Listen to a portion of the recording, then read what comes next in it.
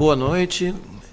Hoje, para mim, eu estou vivendo um momento de festa, porque nós temos feito regularmente as nossas palestras e, desta vez, o presidente da Ordem nos honrou com a indicação para representá-lo da ilustre presença do nosso presidente da Associação dos Advogados Trabalhistas, Dr. Lívio Enesco, que fez essa gentileza de vir aqui a brilhantar a nossa palestra. E eu acho que é uma grande oportunidade que a associação, através do seu presidente, possa realmente comparecer a vários desses eventos, porque é importantíssimo que a advocacia, principalmente a jovem advocacia trabalhista, saiba e conheça a nossa associação. É imprescindível que os advogados se inscrevam na associação, porque ainda que a Ordem nos ampare com um guarda-chuva imenso de proteção, é a associação que está mais perto do dia a dia do advogado trabalhista. É a associação que está todos os dias na Justiça do Trabalho, fazendo ali um trabalho de apoio e que muitas vezes os advogados, principalmente aqueles que são mais recentes na profissão, não conhecem. Mas também os mais antigos, às vezes, desconhecem o trabalho que a associação faz e que tem feito e que fará mais ainda nessa gestão, porque é uma gestão que já começou inovando e trazendo um número enorme de palestras, de eventos, e que tem sido uma honra colaborar. Então, eu quero realmente agradecer ao Lívio pela gentileza da presença e ao presidente da Ordem, Dr. Marcos da Costa, por mais essa gentileza que só traz aí um prestígio para a nossa comissão. Trazer a professora Cíntia Iazzi, que eu não tinha a honra de conhecer, foi, de fato, uma tentativa de aprender alguma coisa. Porque, normalmente, é muito fácil a gente ver quem venha fazer palestra defendendo, obviamente, o lado mais fraco dessa relação entre empregador e empregado. E eu não conhecia o livro que ela editou recentemente, e que se chama Direitos e Ações do Empregador. Quando vi o livro, imediatamente me deu a curiosidade de ouvi-la defendendo os seus argumentos.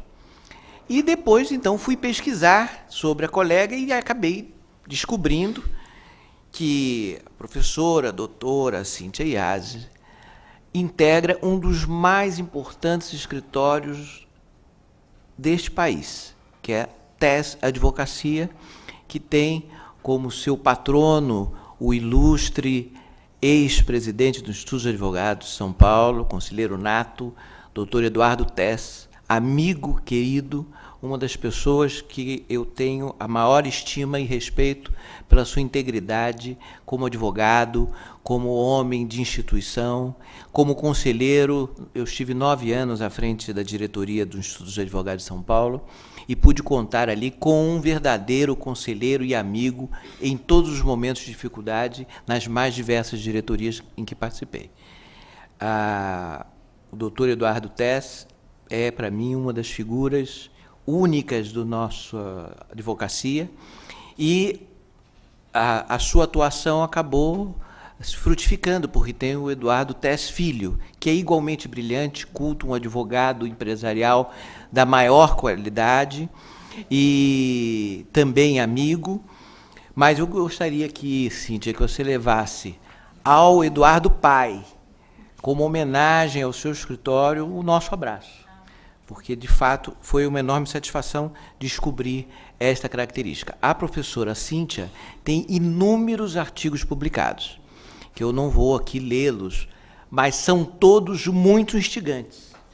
Eu confesso que eu hoje perdi lá no escritório tempo procurando para imprimir, porque eu quero ler não um, mas todos, porque todos têm um acento diferenciado no que se refere a um olhar para o seu trabalho.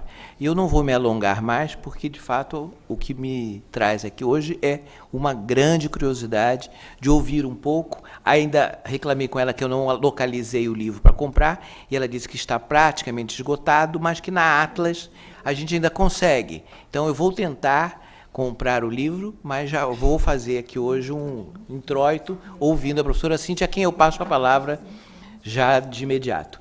Muito obrigado. Então, vamos lá. Eu sou advogada trabalhista há 25 anos. E há 25 anos que eu defendo a empresa. Então, logicamente, que eu tenho um caso ou outro de reclamante, não estou discriminando nada, mas a vida me levou a isso. Desses 25 anos, eu vi muita injustiça para empregador. Quando a gente fala empregador, a gente pensa em empresa, você já pensa numa grande empresa, numa empresa de médio porte? Não, empregador somos quase todos nós, de uma forma ou de outra. Nós somos empregadores domésticos, né? Nós somos empregadores do nosso caseiro, nós somos empregadores quando a gente contrata um pedreiro para arrumar a nossa casa, de repente, somos, de uma forma ou de outra, empregadores, né? E essa ênfase de emprego, não emprego só do registro, mas essa relação de trabalho existe até no nosso cotidiano. E eu que atire a primeira pedra, aquele que nunca sofreu um desaforo de alguém que foi prestar um serviço para vocês. É lógico que sim, né? Todo mundo passa por isso. Então, desde o detalhe da empregada doméstica, que foi na tua casa, pegou alguma coisa sua e desapareceu, ou daquela que falou que estava doente, nunca mais apareceu, até aquele grande gerente ou grande diretor de uma multinacional que não soube trabalhar, não soube cumprir com a obrigação dele diante da contratação. Então, quando eu falo em empregados, eu estou falando todos os tipos de empregados e todos os tipos de desaforo também. Tá? Os empregadores, eles têm sofrido demais, primeiramente porque a Justiça do Trabalho, eu sempre falo, porque eu sou uma defensora à morte de empregador, de que a Justiça do Trabalho, ela não defende o empregado, ela defende a relação de trabalho. Então, se você souber tirar proveito disso, você consegue defender os seus direitos na condição de empregador. A mentalidade é essa. Não existe uma defesa do empregado, mas da relação. Se você tiver subsídios para defender a sua relação de emprego, você tem os mesmos direitos que o empregado. Então, foi aí que eu fui buscar jurisprudência, processos, doutrina, e descobri que ninguém queria falar muito sobre esse assunto. Quanto mais eu descobria que não existia, mais eu ficava enlouquecida para achar alguma coisa. Aí é lógico que eu fui procurar pelo em ovo, e quem procura pelo em ovo, acha o pelo no ovo, mesmo que seja 1, 2, 3. Aí eu fui pegando uma decisãozinha aqui, outra lá na Bahia, outra minúscula no meio de um processo em BH, e fui indo, e fui investigando o que eu podia achar nesse sentido. Achei, lógico que eu achei, né? Graças a isso, eu escrevi esse livro. Eu não vou falar dos direitos do empregador aqui, porque não é o tema, isso levaria muitas horas. É lógico que eu estou falando de falta grave, essas condições em que o empregado lesa o empregador, e também estou alertando para que todos os empregadores tenham cautela e comecem a se modernizar com o mundo lá fora. Que o mundo lá fora está com outra cabeça. Então, o mundo lá fora faz um contrato de confidencialidade à parte, o mundo lá fora faz um termo de compromisso, o mundo lá fora previne, o empregador se previne contra qualquer atitude lesiva do empregado.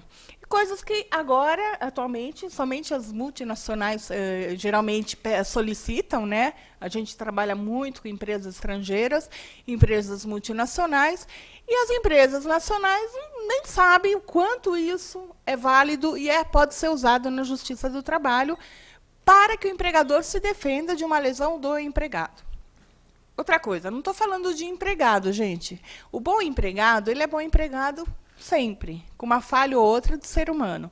Eu estou falando do empregado problemático. Tá?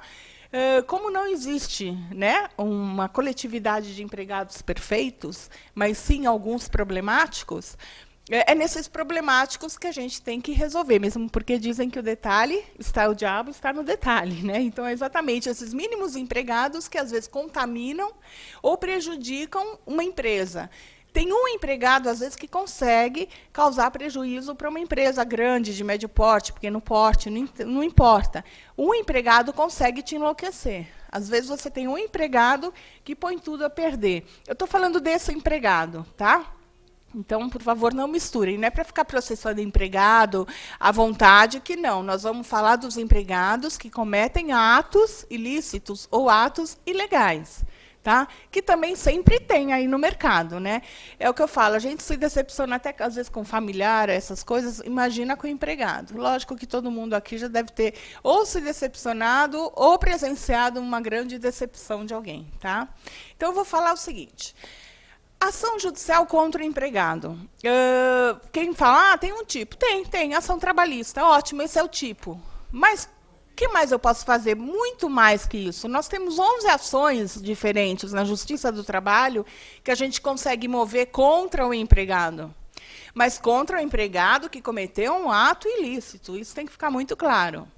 Tá? A ação trabalhista, ela serve para tudo. Tá? Resumindo, é isso. Eu vou ser bem clara. A ação trabalhista serve para tudo. Qualquer coisa que você precisar, tudo que eu digo, tirando uma exceção ou outra, que você precisar fazer, você faz através de uma ação trabalhista. Quando eu falo em ação trabalhista, gente, eu não estou falando do título ação trabalhista. Eu estou falando de um processo movido na Justiça do Trabalho. Por quê? Com a emenda constitucional de 94, tudo que acontece no ambiente de trabalho ou na relação de trabalho é discutido na Justiça do Trabalho. E na Justiça do Trabalho, todas as ações são da esfera trabalhistas. Então, acabou essa palhaçada de porque tem juiz que, não sei, viaja na maionese. Poxa vida, não, esse acidente não tem mais nada a ver comigo, o cara não estava trabalhando, e etc. Ele estava, sei lá, viajando de lazer. Olha, não sei, essa viagem foi em vista da relação do trabalho, o que houve, né? Então, a gente precisa definir que tudo que se relaciona ao trabalho é na Justiça do Trabalho e ponto. Então, 99% das ações vai ser na Justiça do Trabalho. Tem exceções? Lógico que tem. Senão, não seria uma regra, né? Então, nesses termos, todas as ações são trabalhistas, tá? Quando você tiver alguma dúvida de que tipo de ação entrar, porque o que eu estou ensinando? Eu estou ensinando que existe, para cada tipo de problema, existe um tipo de ação. Então, tem problema que não sei, que ação que eu entro? Ação trabalhista, normal. Agora, tem outros tipos de ação na justiça que ela está prevendo aquilo. Por exemplo, eu pego um inquérito judicial para apuração de falta grave. É uma ação trabalhista, só que você tem que colocar inquérito judicial para apuração de falta grave. Por quê? Porque o procedimento ele muda, o processo ele muda em si. Então, vocês têm que realmente desenvolver que algumas você pode destacar, outras você não pode, tá? Da ação trabalhista. O que muda é o título. Como que nós vamos identificar? Bom, é simples. Tirando da ação trabalhista, que é tudo que vocês não souberem ação trabalhista, tudo que não está previsto é ação trabalhista, existem outros tipos de ações que a gente pode entrar, que dá para a gente, digamos, nomear e diferenciar, tá? E puxar, assim, para detalhes a nosso favor. Por exemplo, vamos lá. Ação monitória. Alguém já usou ação, já entrou com uma ação monitória? Na Justiça do Trabalho, não. O que é ação monitória? Ótimo, eu também não sabia, porque eu pesquisei muito para chegar na ação monitória e descobri que existem muitos julgados nesse sentido. Muitos que eu digo quando eu falo muitos, tá, gente? 1 em 1 milhão, tá? Tipo 2 em 2 milhões, é isso. Mas existe. Então, se tem tudo que eu pus com decisões, tá? Eu falei com decisões do tribunal, tá? Não é só de uma vara, que realmente já foi discutido. Então, o que é a monitória? A ação monitória, eu vou até colocar, se alguém quiser fazer alguma anotação aqui. Espera aí, que agora mexendo nesse negócio aqui não é minha praia, mas vamos lá. Quando você tem uma comprovação escrita de alguma coisa, de um empregado seu, por exemplo, você entregou alguma coisa para ele, ou você emprestou um dinheiro para ele, e você tem essa comprovação escrita, que ela é extrajudicial e não título judicial, você pode entrar com uma ação monitória. Isso na Justiça do Trabalho. Tá? Da mesma forma que existe na Justiça Civil, tem bastante julgados de ação monitória na Justiça do Trabalho. Geralmente, o empregador entra com esse tipo de ação quando ele faz alguma concessão para o empregado, ou entra. Quando eu falo geralmente, não é tão geralmente assim, mas vocês podem entrar, tá? Esse tipo de ação, quando você... por isso que eu falo, tudo tem que documentar. Quando você tem documentado essa prova de que você concedeu alguma coisa para o empregado, e você usa isso já como um título comprobatório, tá? Eu cito até o exemplo, é prova de uma dívida do empregado, ou comprova que ele está com alguma coisa sua, ou algum bem imóvel do empregador. Porque, às vezes, eu empresto um equipamento eletrônico para o meu empregado, para trabalhar em casa, e etc., e faço essa concessão através de um documento à parte, e ele assina esse documento. Esse documento ele é válido. Então, para você não entrar com ação trabalhista, com não sei o quê, e é isso, tal, você fala ação monitória, você vai direto no assunto. Meu problema é esse, não tem mais. Ah, não, mas eu quero discutir, porque eu sofri uma indenização, eu quero uma indenização, porque ele me lesou moralmente, e etc. e tal. Então, espera aí. Já não é monitória mais. Aí é uma ação trabalhista com este tipo de pedido de reconhecimento. Então, vamos abranger. Quando abranger um tema, dá para a gente entrar com uma ação específica. Quando abranger vários temas, aí sim você entra com uma ação trabalhista e solicita tudo o que você quiser. A ação trabalhista ela é sempre bem-vinda, tá? Outro tipo de ação hoje é muito usual é o de prestação de contas. O que acontece? A ação de prestação de contas, ela também tanto serve para você prestar ou para você pedir que alguém preste. Então, vamos pegar um caso prático, muito comum de acontecer. Vendedores.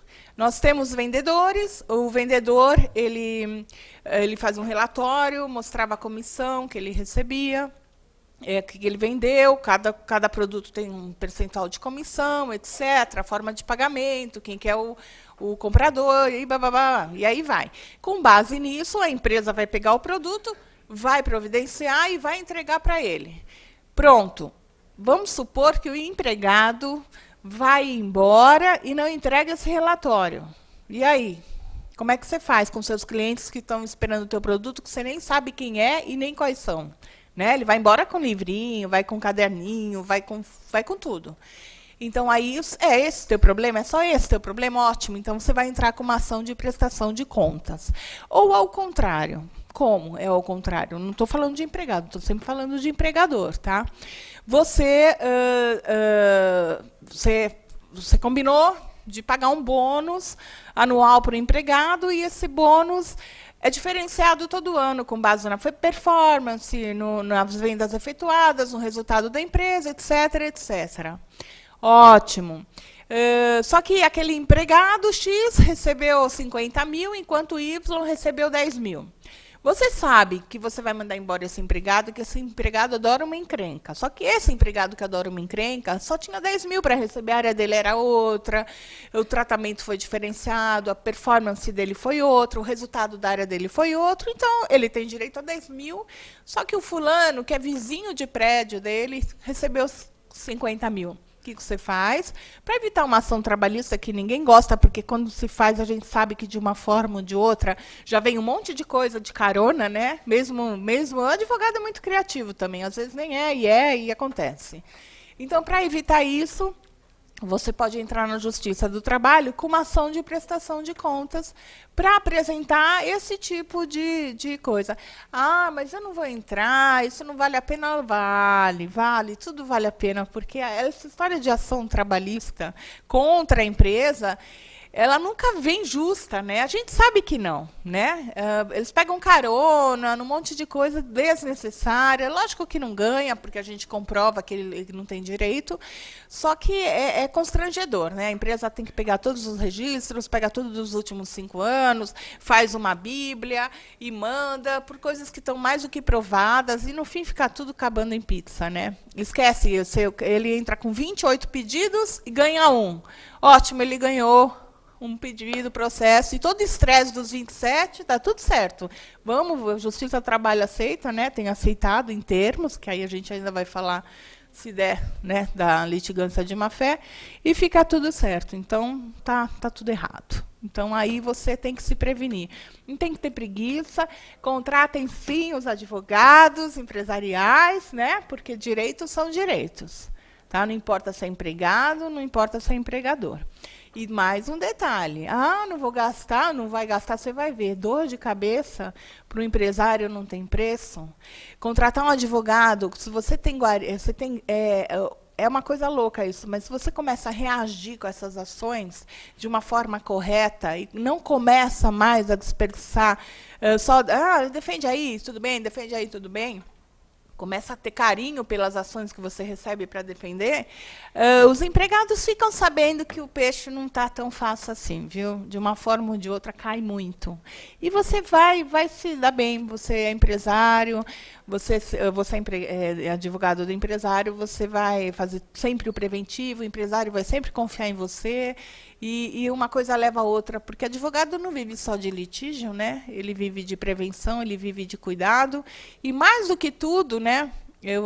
Teve um dia até que foi engraçado, eu postei lá no Facebook, estou falando que o meu estagiário está lá, tá? Eu postei no Facebook, ganhei um processo, estou muito feliz.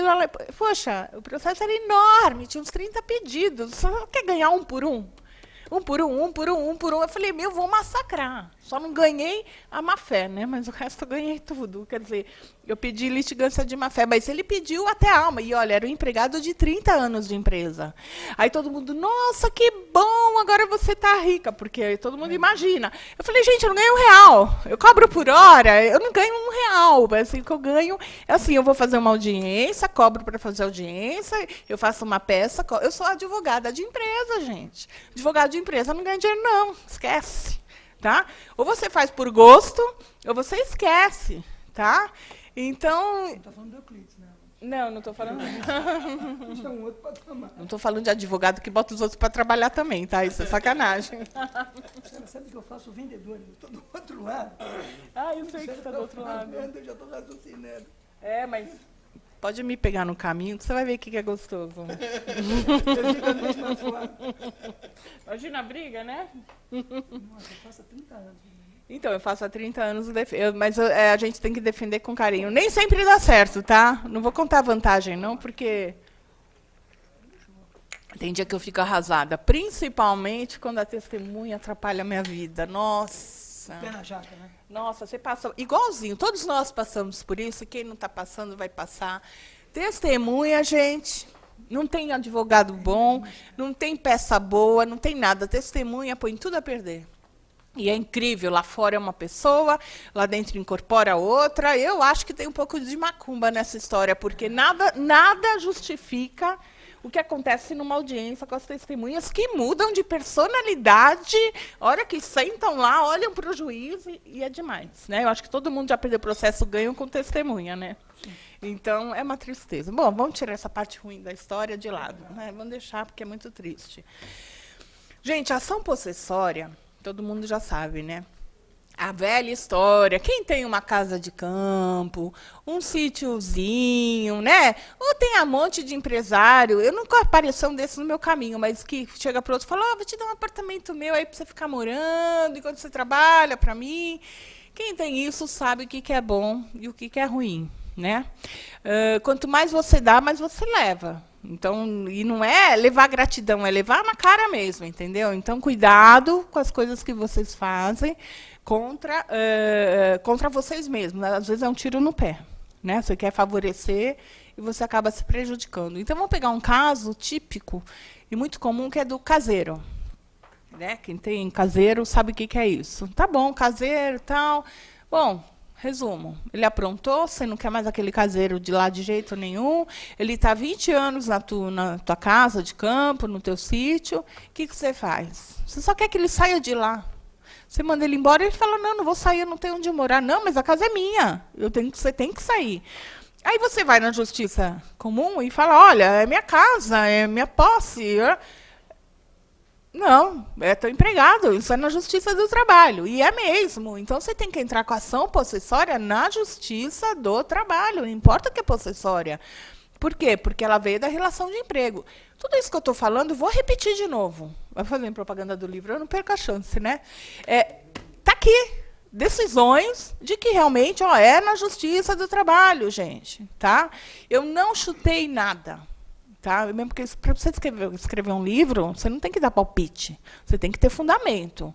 Já que ninguém fala nada no assunto, eu comecei a pegar as decisões assim respingadas. Tá? E doutrina, então, coitado, ninguém quer falar, muito menos. Então, não é chute, gente, é real, tem decisão, e é isso que acontece. Entra com a possessória na justiça e tira ele de lá. Mas você tem que ser rápido, tá? Porque vai passar 8 anos e você está lá ainda tentando tirar ele de lá. A revisional também, gente, é outra coisa muito comum, mas que ninguém quase usa, esse tipo de ação na justiça. Quer ver um exemplo prático, rápido e fácil? Vocês estão pensando já em pensão alimentícia, em aluguel. Aí fala, na Justiça do Trabalho, vamos lá.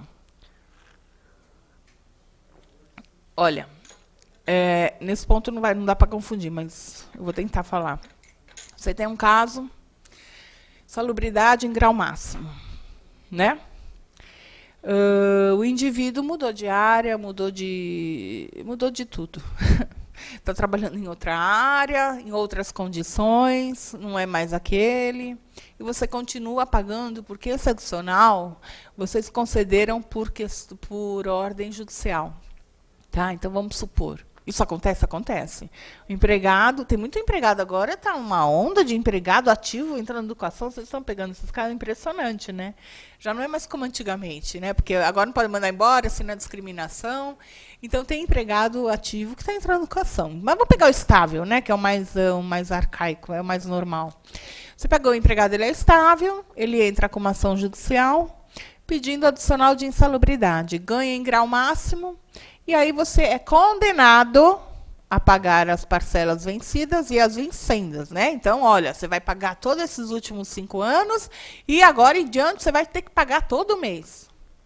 Aí mudou as condições de trabalho, o empregado já não faz a mesma coisa, está em outra área, não tem nada a ver mais adicional de insalubridade para ele, ou o grau diminuiu, porque antes enquadrava em alguma norma, agora enquadra em outra. E aí você faz o quê? Você não vai entrar com uma rescisória. Tá? É um fato novo? É. Mas, para isso, houve só uma mudança, gente. Não é que houve um fato novo, prova nova. A rescisória é muito mais complexa que isso. Você pode entrar com uma ação revisional, tá? Na Justiça do Trabalho. E ou um pacto... Geralmente é que às vezes você tem um pacto, tá? Mas a gente não tem muito isso, né? De ter um acordo, de agora em diante eu vou te pagar isso. Ou, por exemplo, isso acontece muito com pessoas doentes também. Hoje ela está doente, você é condenado a pagar pensão. Esse caso foi interessante. A pessoa estava doente, tinha um problema lá de locomoção, né? E a empresa foi condenada a pagar pensão vitalícia. Também tem muito isso, né, de pagar pensão vitalícia para quem teve alguma doença, um acidente do trabalho e ficou incapaz. Só que aí chegou uma prótese nova para a locomoção dela. Eu vou falar do braço, vai dar um exemplo aí, só para vocês pegarem, mas é mais ou menos o que aconteceu. E, com base nisso, a pessoa começou a ficar totalmente eficiente em tudo. Né? Foi treinamento, ela fica que nem... Vocês já viram prótese de pessoas que correm, né? Que estão andando e tal, que você nem sabe que tem. Né? Então, até então, estava de um jeito. Só que a tecnologia adaptou e resolveu o problema da pessoa. Né? É lógico, você já indenizou pelo acidente. Só que pensão vitalícia, porque ela não pode fazer mais nada, não. Agora ela pode fazer tudo de novo. Então, isso é um outro caso que pode acontecer, porque a tecnologia, às vezes, ela é mais acelerada, ela é mais rápida do que o direito, né? Óbvio, né? O direito é coisa de... Né? Vai devagarzinho, tá? A tecnologia vai lá e... Né? Então, nesse caso, você pode entrar. As hipóteses são absurdas. Quando você começa a estudar os casos, você fala, nossa, eu nunca pensei nisso, tal, e vai aparecendo. Esse é o tipo de ação revisional. Tá claro? Tá claro? Tá tudo claro? Eu falo muito lá. Dá para pegar? Tá. Aqui, ó. Ação de consignação em pagamento, eu acho que quase todos conhecem, que é uma das mais populares, né? Tenho empregado, eu já tive isso, eu passei por uma empregada doméstica minha, eu mandei ela embora, ela se recusou. Eu falei, não, você vai embora. Não, eu não vou, não, vai, você não vai mais voltar. Ainda bem que eu morava em prédio. Eu falei, não vai. Eu falei, o cara não vai mais deixar você entrar. É uma louca aí, ficou comigo 5 anos. Eu paguei penitência 5 anos. Aí, o que aconteceu? Quem disse que ela quis receber? Não tinha conta corrente, né? Porque, geralmente, empregados domésticos, são poucos que tem, né? Quando a empresa manda abrir, tá tudo certo. Não quis receber. Aí eu tive que entrar com uma ação de consignação em pagamento para pagar em juízo, né? E aí eu paguei, óbvio, né? Paguei, mas ela não apareceu, e aí começa aquela novela da consignação, mas está tudo certo. Isso que acontece, tá? Então, qualquer recusa do empregado de receber, etc., você vai ter que entrar com uma consignação. Acho que essa aí todo mundo conhece aqui, né? Então, qual a vantagem da consignação? A consignação, a partir do momento que você entrar com a ação, você não tem juros, não tem correção, não tem nada. Você está garantido. E está lá o dinheiro e está tudo certo. O duro é que quando você não entra, você acaba virando o réu da história, porque o cara vai lá e vai discutir, vai pedir aquela carona que eu falei de mais um monte de coisa. E por ser verba incontroversa, dependendo do que for, se tiver, por exemplo, um saldo do salário, alguma coisa que é verba incontroversa, você vai ter que pagar tudo em dobro. Pagar multa, pagar correção, juros, tal, uma coisa que não vale a pena, gente. Para quê? Já entra com a consignação e vamos embora, tá? Agora, gente, essa parte aqui de ação cautelar e tutela antecipada é engraçada porque confunde para chuchu, né? E é engraçado, esses dias eu estou com um caso cabeludo lá, mas não pode falar porque ainda a gente está preparando. Ó, até tá amarelinho aqui, tá vendo? Eu falei, cautelar ou tutela? Vou ler meu livro. Eu sei que lá está escrito, lá eu expliquei. É porque a gente não decora tudo, né? A gente estuda e ainda fica na dúvida. Na hora do vamos ver, você começa a procurar nos detalhes se é ou não é. Porque você não pode errar. Medida cautelar na Justiça do Trabalho e pedido de tutela antecipada é que nem inacível. Eu não sei quem aqui é civilista, né? Que tem esse domínio.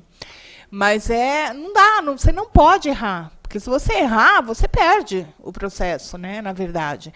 Então, eu coloco a ação cautelar, ela é uma coisa, ela é muito, eu coloco algumas diferenças aqui para vocês sentirem aonde pega mais, porque a ação cautelar, a primeira coisa que vocês têm que saber é que ela é acessória à ação principal, ela é totalmente dependente da ação principal, para resguardar um direito, para te proteger de um direito. Tá? Então, você, por exemplo, você não pode. Você não está falando do direito em si, você não está discutindo direito, você só quer que ele seja protegido, esse direito, para depois você discutir em juízo. Tá? Quando a tutela antecipada é diferente, você entra com uma ação com pedido de tutela antecipada. Não é só para fazer valer esse direito, não é só para preservar ou para guardar. Então, o que na Justiça do Trabalho acontece muito? Tutela antecipada, reintegração, né?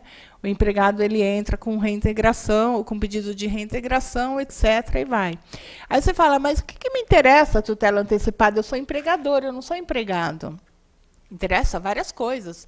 Por exemplo, vai acontecer alguma coisa na tua empresa que você quer preservar, que não aconteça. Vai ter uma rebelião, sei lá, qualquer coisa que o empregado esteja armando lá dentro. Não estou falando em greve, não é nada disso. Estou falando uma coisa interna mesmo da empresa. Ou que o empregado ele está ameaçando de fazer alguma coisa, né? Porque tem que ter ameaça do direito. Sempre você tem que estar ameaçado. Isso como uma, como na outra. Você tem que provar para o juiz que está errado. E você tem que entrar com esse tipo de ação de tutela antecipada. Agora, a cautelar tem aqueles resultados, tem os requisitos, só que, gente, vocês não estão resolvendo nada com a cautelar, vocês só estão se protegendo de que aquele direito vai ser discutido. Vocês têm que garantir aquele direito. Tá claro? É uma coisa bem delicada. Como que eu vou fazer? Caso, né? Cada caso, aí, eu não posso falar assim, olha, acontece isso que nem eu falo. Com os outros, posse. É a posse. Não, tutela antecipada e ação cautelar vai depender do que aconteceu. Então, não dá para eu falar, olha, nesses casos é cautelar ou nesses casos é tutela. Porque o que você quer? Você quer satisfazer um direito ou você quer preservar um direito? A finalidade, satisfazer um direito, tá? É sempre a tutela antecipada. E a cautelar, como o próprio nome diz, cautela. Você está com cautela, você está com medo de perder aquele direito, está com medo de perder aquela prova, está com medo de perder aquele objeto. Então, você entra com isso. Tá claro? Aqui eu falo alguns exemplos, conto história, tal, mas aí é o livro, tem que falar o livro inteiro, gente. Tá? E que tem outras ações, estamos na 7ª. Tudo bem? Muito bom, assim, né? Ninguém fala nada, ou nem entendeu nada. Eu estou explicando bem para a Chuchu, né? Tomara que seja, né? Tá claro, gente? Todo mundo é advogado de reclamante. Todo mundo. Não, mas não imagina. Advogado não é bobo, não. Advogado de reclamante, Até você vai mudar de lado daqui a pouco. Não vai? É novo desafio para você. Aí, ó. Olha, denunciação da lide. Isso é. A denunciação da lide é o seguinte. Olha, eu não tenho nada com isso, quem vai pagar é ele. É isso. Tá? Isso acontece muito, e eu vou falar como vocês podem, como empregador, fazer isso, que isso tem acontecido muito. Ação de indenização por danos morais. Você é incrível. Quando eu estou falando é ele, eu não estou falando só de empresa. Tá? Eu estou falando de empregado. Então, você tem um empregado que está, vamos falar de assédio, está assediando uma empregada pelo qual você não tem conhecimento e você não tem como saber. Tá? Porque a partir do momento que você sabe, você tem que ter toda a responsabilidade. Aí entra um monte de fator. Se isso está acontecendo, você não sabe, não tem como saber, nunca aconteceu nada, esse empregado ele é de alto nível. Então, não tem como saber. É diretor, você é o presidente. E os outros diretores não sabem de nada. Esse diretor, você fica sabendo na ação, né? E ele é o diretor. Você vai se defender, vai ser condenado, você é empresa, você é responsável. Não, chama ele, denuncia ele no processo. Ele é teu empregado, quem mandou? Agora aguenta, né? Denuncia por quê? Porque quem vai ter que pagar é ele, não é você. Se o juiz acatar a denunciação, quem vai pagar é ele. E minha responsabilidade? Bom, a partir do momento que você provar que você não tinha como saber, e que não, era impossível você tomar esse conhecimento, porque ele coagiu e proibiu ela de divulgar, e nunca deu na cara, e nunca ninguém viu, e sei lá, de qualquer forma, você consegue ser excluído. Há muitos hoje casos na Justiça do Trabalho que a responsabilidade ela não é configurada do empregador. Principalmente pegar acidente do trabalho, né? O empregado ele pede indenização, a culpa é do empregado. Tem empregado que se atira lá para se machucar, né? A empresa não tem nada com isso. Às vezes a perícia comprova, às vezes a perícia não comprova. Se a perícia comprovar que o empregador não teve participação nenhuma nesse acidente, né? A culpa não é do empregador. Agora, se ele verificar, por exemplo, está passando, o cara trabalha no metrô, está passando, outro empurra ele, como que o empregador, né, ele consegue ser responsabilizado inteiramente por isso, né? Então, tem muitos casos. Então, uma falha grande na Justiça do Trabalho, na nossa, né, é isso. Principalmente quando você sabe que alguém tem culpa, que você não teve como participar e você não faz nada no processo, você só se defende. A partir do momento que você começar a atacar mais e defender menos, porque quanto mais a gente atacar, mais clientes você vai ter também, tá? Porque você vai precisar, né, seus reclamantes. Então, tem, mas para tudo tem a diferença. Tanto é que hoje tem bastante causas de doenças, acidentes do trabalho, que a empresa não é responsabilizada, né? Por quê? Porque tem louco para todo gênero, né? Tem cara que se atira para ficar doente. Hoje é uma festa do caqui, o pessoal adora ficar doente, né? É uma coisa assim, né? Mas não tem jeito. Eu nem abaixo a cabeça, não fico vermelha nem nada, tá tudo certo. Né? Então, nesse ponto, vocês têm que realmente agir, tá? Denunciando ele a lide. E ir atrás. Isso é uma ação, gente, que é em cima da ação. A denunciação da lide só vai existir se você for acionado. Você não pode entrar com uma ação de denunciação da lide, gente, não existe. É o que eu chamo, né? É uma ação oportunista, da mesma forma que a reconvenção vai ser, que nós vamos falar já já. A ação de regresso é aquela típica ação, né? Eu fui condenado porque o meu diretor aprontou, e agora eu vou entrar com uma ação contra o meu diretor por causa dessa decisão. Eu já tenho todo o material. O bom da ação de regresso é que a gente já tem o julgamento, já tem a ata de audiência, já tem oitiva de testemunha, a gente já tem tudo provado. É juntar tudo naquele processo de ação de regresso. Por isso que aí, no caso, esses tipos de ações é bom você especificar para o juiz. Apesar de que nós temos um problema, né? Eu passei por um caso que acho que foi uma das coisas que me empurrou para escrever esse livro aqui. Acho que foi o que me empurrou, na verdade. Eu estava com um cliente, eu entrei com uma ação trabalhista contra o empregado, pedindo indenização por danos morais e materiais, porque ele entrou com uma ação trabalhista contra meu cliente, expôs à empresa um monte de coisa, tinha muita confidencialidade, e na ação trabalhista, que é pública, ele tinha exposto tudo, os clientes, as negociações, era uma empresa financeira, né? Então, isso fez uma exposição. E, no final, ele perdeu a ação. Aí, na época, aí contrataram a gente com esse caso. Eu falei, não, vamos entrar com uma ação trabalhista contra ele e pedir indenização por danos morais, porque ele expôs os nossos clientes, né? E materiais, porque a gente perdeu o cliente também, porque perdeu aquela credibilidade de sigilo. Juntamos tudo, lá, e fomos. Entramos. Cheguei na audiência, sentei. Na minha parte, foi até uma dúvida no dia, né? Eu falei, meu Deus, hoje eu sou reclamante, eu sou reclamada, onde eu sento? Porque é engraçado, né? A gente não sabe. Porque, na verdade, a gente é empregador, só que você senta no lugar do reclamante. É uma coisa que é um cotidiano que a gente não tem, né? Sentei lá no lugar do reclamante, porque eu era reclamante, eu era empregadora, mas eu era reclamante. Sentei lá, fiquei, outro sentou, tal. A juíza, São Paulo, hein, gente? Eu não estou falando de interior, porque interior eu tenho mais história ainda que vocês nem imaginam. A juíza começou, olhou para a minha cara e falou, doutora, e agora, o que eu faço? Assim, ela não sabia conduzir a audiência. Falei, isso é a mesma coisa. Você vai perguntar se ele tem tem acordo? Tem acordo? Não tem? Tem, não tem? Aí ficamos discutindo. Ela não sabia o que fazer. E, no final, aconteceu que ele pagou uma indenização. Ele pagou, que fizemos um acordo pequeno para ele não, né, se estraçalhar, e ele acabou pagando. Outro que nós também entramos, ele não cumpriu o termo de compromisso, né? O termo de compromisso é o seguinte, tem empresas que fazem, que eu sugiro que todas façam, né, que passam por isso.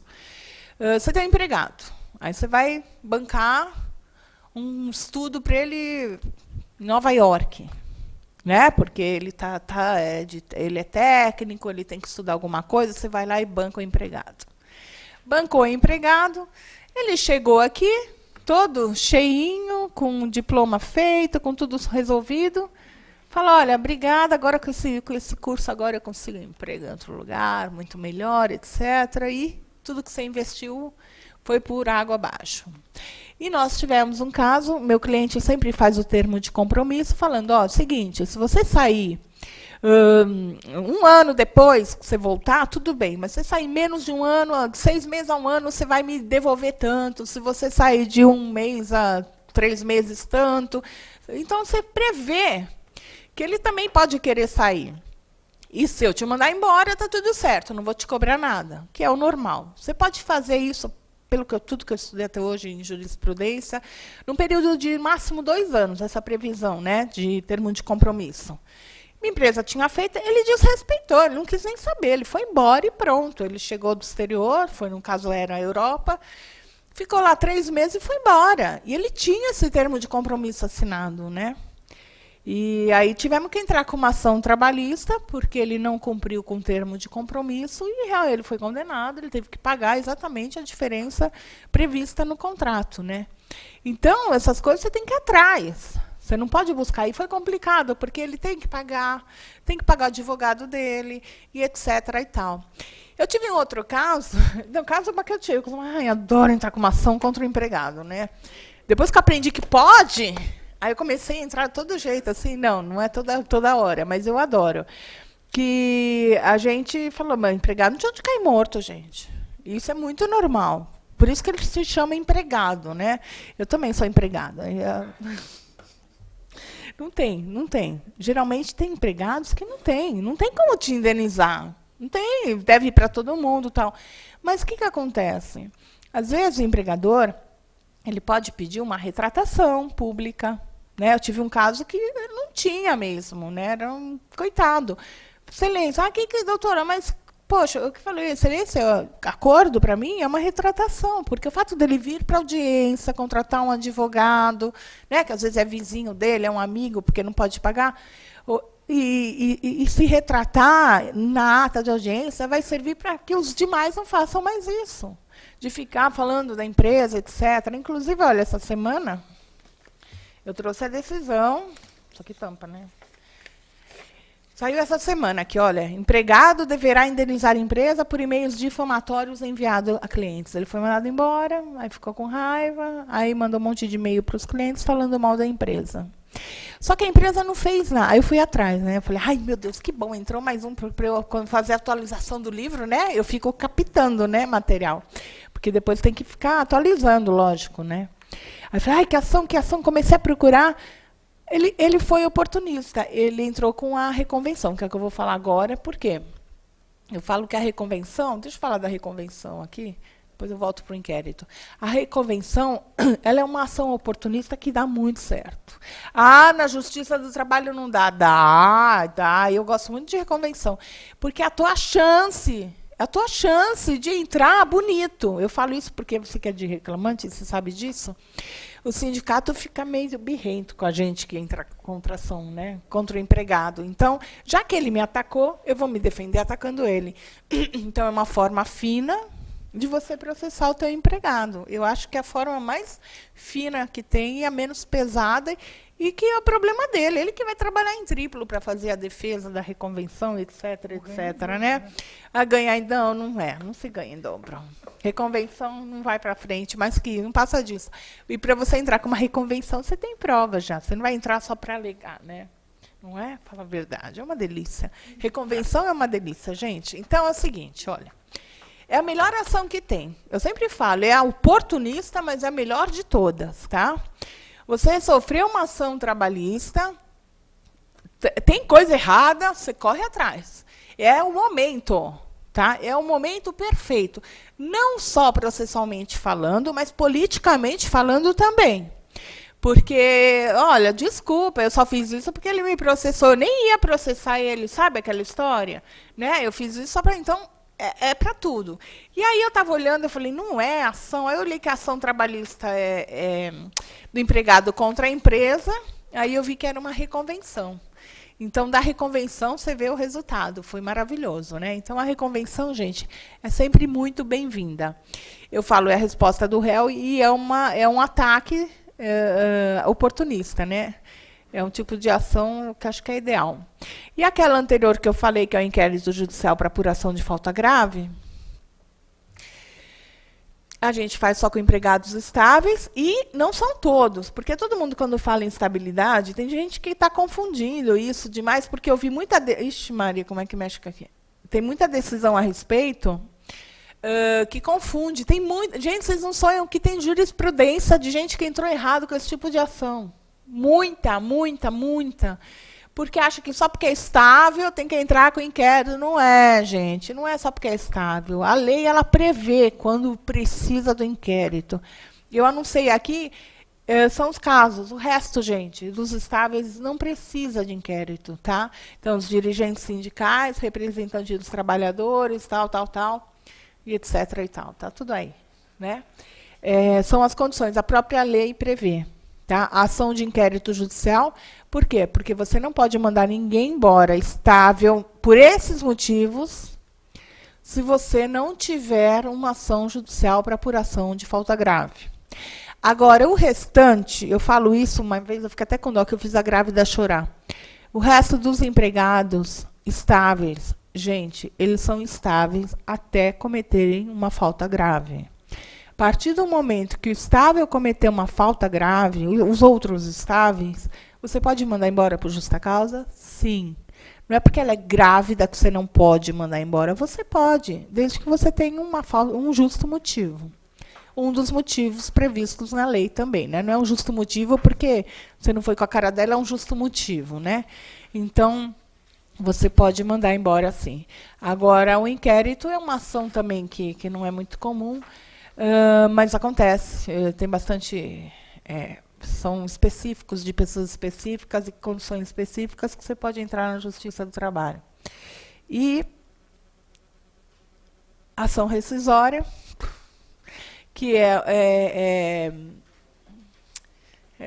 ação rescisória é complicado hoje em dia, né? Geralmente, olha, eu vou falar que a ação rescisória é mais quando tem um fato novo, tá? Você tem que obedecer um período. Quando você quer, não é rescindir, gente. Quando fala rescisória, é simples, é rescindir a decisão, tá? Nesses termos. Você não está querendo mudar a história. Você não está mudando nada. Você quer rescindir aquela decisão, porque aquela decisão estava errada. Por quê? Porque ele cometeu, vamos supor, você descobre, vou dar um exemplo típico, você descobre que houve provas fraudulentas nos autos, ou que a testemunha recebeu propina para depor contra e falsamente. Você descobre isso, na verdade. Então, você consegue rescindir, tá? Que é bem diferente dos outros tipos de ação. Nesse caso, você realmente descobriu alguma coisa nova que tenha sido equivocada, e isso vai te levar para a rescisória, tá? Que é uma ação chata para dedé. Bom, aí entra aquela história que eu falei, o valor da indenização, tá? O valor da indenização então, gente, é triste. Vocês vão gastar? Vão contratar advogado? Vão. Às vezes você tem advogado dentro da tua empresa, tá fácil, né? Ou você trabalha dentro da sua empresa, tá tudo fácil. O duro é quando a empresa ela tem que contratar um de nós, né? Para ele defender depois. E para isso ela tem custos, então ela já fala, não vou gastar, e se eu for condenada, e se der custos, e acaba não entrando.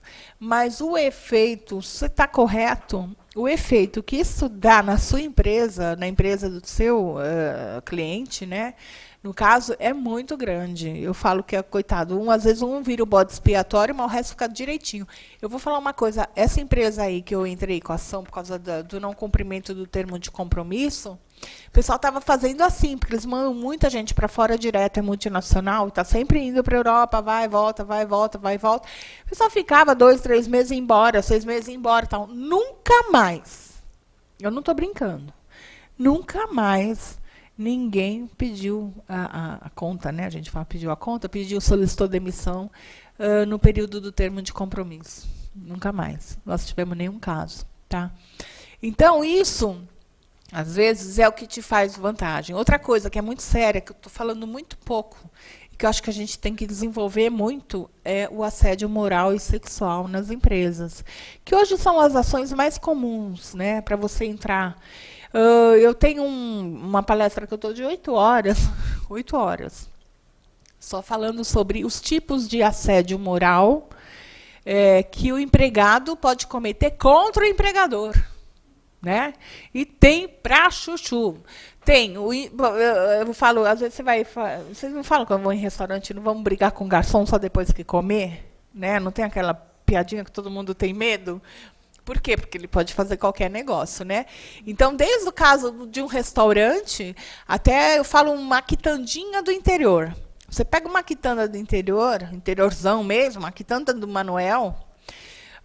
Todo mundo conhece a quitanda do Manuel, só que é interiorzão. Eu não sei que aqui quem é de interiorzão, mas sabe como é que funciona. Todo mundo conhece a quitanda do Manuel. Se você chegar nessa quitanda e você começar a difamá-la, não, porque é tudo sujo, ele não limpa, tem rato, que um dia eu andei, tinha uma barata, e o cara vende tudo a granel, né? Porque interior é assim, né? E tal, não sei o quê, e o pessoal começa a parar de ir, ele fecha a porta por causa de um comentário. Então, é muito perigoso essa história de não só difamação, não é injúria, calúnia, não é só isso. Esse caso aqui que falou mal em rede, mas existem casos de que você não espera que ele acaba com a empresa, ele roubar cliente, ou aliciar os clientes para irem para um colega, né, porque ganha comissão lá no escritório concorrente ou na empresa concorrente. Tem muita coisa errada que o empregado pode fazer que pode lesionar a empresa moralmente. A legislação, ela é muito clara, falando que a pessoa jurídica também sofre dano moral. Não é legislação, é jurisprudência, tá? Tem um enunciado que fala, olha, a pessoa jurídica pode sofrer dano moral. Por que ela pode sofrer? Porque é o nome dela que é lesado, é a reputação da empresa, porque você constrói uma reputação, né, numa empresa, e ela é lesionada. Então, a partir do momento que ela pode sofrer dano moral, ela também tem direito à indenização para quem provocar esse dano. Tá? Material é simples. O indivíduo foi lá, quebrou tudo na tua empresa, estava loucão, quebrou tudo, você entra com uma ação trabalhista pedindo indenização por dano material. Material é material. Ele quebrou minha mesa, minha cadeira, bababá, eu quero tudo de volta. Tudo bem, isso é fácil. Agora, quando a gente fala em lesão moral, o que é moral? Né? Para uma empresa, eu acho que é mais fácil você provar uma lesão moral da empresa do que de uma pessoa física. Por quê? Porque a moral da pessoa física, ela é muito subjetiva, né? Por exemplo, se eu chamo ele de alguma coisa que não agrade ele, e ele se sentir ofendido, ele vai se sentir lesionado moralmente. Se eu chamo ele de outra coisa que para ele é uma honra, ele não vai sofrer essa lesão. Ele vai sentir o máximo. É o que eu falo, quando me chamam, isso eu falei até na matéria, né? Quando me chamam de chata, eu acho ótimo, porque eu sou chata, porque eu tenho que ser chata, eu tenho que ser insuportável. Quanto mais insuportável for, melhor eu sou, né? Eu penso assim. Agora, é o que eu falei, quando me perguntaram, pega um auditor, um apresentador de televisão, não dá para ele ser chato. Se ele for chato, ele vai ficar 2 dias lá apresentando um programa. Ele tem que ser legal, tem que ser gente boa, tem que ser alegre, feliz, sorridente, saltitante. Agora, advogado, se for legal, alegre, feliz, sorridente, saltitante, eu estou panaca que está lá, porque ele não vai te defender, ele tem que brigar, ele tem que ser chato, ele tem que pegar no pé do juiz, porque tem juiz que não sei o que está fazendo lá até hoje, mas tem de tudo por aí. Então, você tem que reagir. Tá? Então, a lesão moral do ser humano é muito diferente da lesão moral da empresa. Por quê? A lesão moral da empresa você enxerga com facilidade. Você fala mal de uma empresa de forma a atingir o dano para o cliente, a perder clientela, ou a reputação dela, né? Por exemplo, você vai falar uma instituição religiosa que lá é uma baixaria, acabou. Você acaba com a instituição, uma coisa óbvia, que você bate o olho de ver a situação, você já visualiza que aquilo está errado. Porque a igreja, a instituição não tem sentimento, a empresa não tem sentimento. Então, você visualiza muito mais fácil. Falar mal, provocar perda de cliente, etc., além de gerar o dano material pela perda do cliente, com certeza te gera um dano moral da pessoa jurídica. Então, esse tipo de ação é que você tem que ficar mais direcionado hoje, porque da mesma forma que o empregado sofre dano moral, o empregador também sofre. E é aí que você tem que correr para pedir sua indenização. Aí falar, mas quanto? Olha, não sei. Você não precisa pedir dinheiro. Se você, dependendo do que for, uma retratação, ou, no caso, esse caso aqui que saiu essa semana, que ele falou mal da empresa para os clientes, o juiz tinha condenado 10 mil de primeira instância, o tribunal reformou e falou 5 mil, porque para o empregado, 5 mil é muito dinheiro. Né? Se fosse uma empresa pagando 5 mil, uma multinacional, já não é nada, não vai servir para nada essa condenação. Né? Então, mas aí, gente, olha, eu sinto informar a todos porque não vai dar na Justiça do Trabalho, tá? Porque a ação trabalhista, ela é movida sempre o empregado contra o empregador ou o empregador contra o empregado. Você não pode entrar com uma ação contra uma empresa, nem uma empresa, e muito menos o Ministério Público na Justiça do Trabalho para discutir uma ação, no caso de ação trabalhista, né? Então, aí você vai ter que entrar em outra esfera e você tem que tratar com advogados de direito público para processar esse tipo de ação, né? E aí a cobra fuma, porque eu vou te falar, você vai pedir, você vai fazer, você vai acontecer, você vai levar 8 encarnações para receber e você, bobear, nem recebe, né? Então, eu acho que entra toda essa parte infeliz da história, né? Primeiro, a jurisdição. Porque, olha, quer queiram, quer não, eu não sei se vocês pensam assim. Eu acho a Justiça do Trabalho maravilhosa. Desde o fórum até o andamento. Tudo bem, demora, mas é uma coisa organizada, bonita de ver, que acontece. Tem fórum que você vai, tem jurisdição, você pega Minas Gerais, que é um paraíso. Aquilo tudo é assim, ó, resolve assim, no tiro. Eu nem chego da audiência, já tem marcado a sentença. Eu falo, gente, mas como assim? Você recorre 2 meses, já tem julgamento. Então, aí você vai no fórum Rui Barbosa, você vai no fórum trabalhista, olha aquilo, tudo bem, não é para quem pode só ter a tendência suicida, né? Porque o resto é maravilha. É ar-condicionado, é cadeirinha, tá tudo em... Gente, é uma maravilha. Você vai nas outras áreas, é um problemão. Eu acho que tem muita coisa errada. A nossa área é uma área beneficiada, né? Mas, infelizmente, esse tipo de atitude a gente não tem como discutir na área trabalhista, nem na esfera trabalhista, embora o nexo de causalidade seja trabalhista, né? Então, é uma coisa muito mais além e entra aquela história. O empregador não entra porque não quer gastar. O outro, não, né? Mas ainda recebe. Agora, contra o Ministério Público, o que você vai fazer? Não dá. Dá vontade de chorar. E outra, quantas encarnações esse processo vai levar? O contra-ataque e a legítima defesa do nome da empresa já não vale? Eu acho que... Não, a ideia é muito boa. É que eu não tenho essa expertise da parte de acionar um Ministério Público, porque já envolve uma outra área, né? E não é nem a nossa, né? Nenhum de nós, eu acho até. Mas a ideia é fabulosa. A gente tem que jogar até... Acho que é interessante, né? Não, mas... As ideias a gente pega nessas coisinhas, né? Nessas... né? Eu achei bem legal isso. A gente teve um fenômeno aí de opinião que foi a escola base, né? Foi uma grande tragédia. E isso acabou com a vida de pessoas. Nossa, eu ia até falar aquela hora da escola base, acabei não falando. Como a gente é antigo, pode né? ocorrer com empresas, pode efetivamente... nossa, é terrível. Uma empresa inocente e tal. Você destrói, você fecha a porta e nunca mais recupera. Nada ficou provado, não tinha nada a ver e a empresa acabou por conta disso, né? Eu acho que aí você tem que realmente ir atrás. E, no caso, pior do que isso, já que estamos falando nesse assunto, é a imprensa, né? Como que você vai atrás?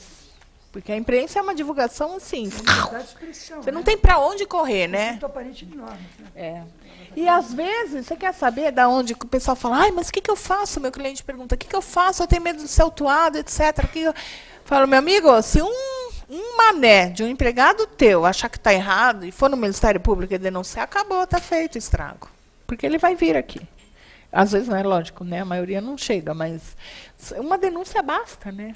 Então você nunca sabe, e nunca sabe de onde vem também. Então, às vezes, é proposital mesmo, é para derrubar.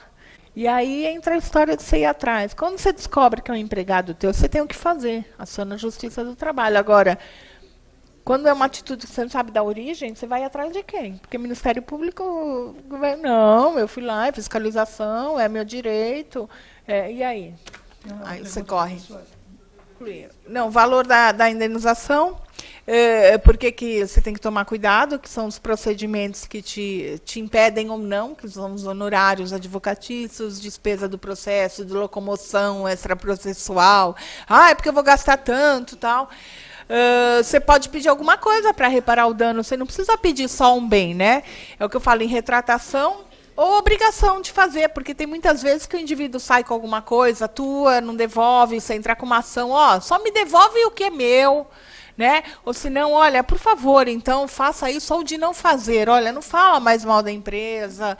Existe um problema, porque a empresa, na verdade, seja lá qual for a indenização, ela não vai fazer muita diferença a parte financeira do que ela for receber, né? Ela vai receber alguma coisinha que para ela, dependendo da empresa, é nada. Mas então não é só questão financeira, é uma questão muito mais moral dessa ação do que financeira, ou de interesse, né? Então ele foi embora com um relatório muito sério da empresa, então você vai entrar com uma ação para ele devolver o relatório, ou para ele prestar conta do relatório, porque tem isso. Tem um caso também que eu vi de prestação de conta, agora eu vou lembrando, lógico, né? É do indivíduo que ele ficou 6 meses fazendo um projeto e foi embora com o projeto. Ele ficou 6 meses envolvendo o projeto. Então, você pode entrar com uma ação de prestação de contas, que não é conta. É exatamente que ele tem que apresentar esse projeto, que ele desenvolveu durante 6 meses, ele foi embora. Isso é um exemplo de prestação também, que eu lembrei agora. É que a gente vai lembrando, e conforme vai vivendo, a gente vai encaixando aqui aonde de direito, né? Tá? E só. Eu falo da litigância de má-fé também. Aqui já acabou. A litigância de má-fé não está aqui porque é uma coisa que é importante. Não é uma ação, mas é uma manifestação. Tá? Eu acho que é muito importante vocês levantarem, porque hoje os tribunais estão saindo bastante decisão, né, de litigância de má-fé. Eles estão bem flexíveis já com isso. Cada dia está melhor. Nós estamos imensamente felizes em ter conosco o presidente da Associação dos Advogados Trabalhistas. E a forma de homenagear a nossa associação, a minha associação e o meu presidente aqui presente é pedir que ele, representando o presidente da ordem, outorgue à professora Cíntia Yazid essa singela lembrança, que é apenas um certificado, mas que é de coração, com o nosso agradecimento. Vamos aplaudir a professora. Vamos tirar. Vamos fazer assim.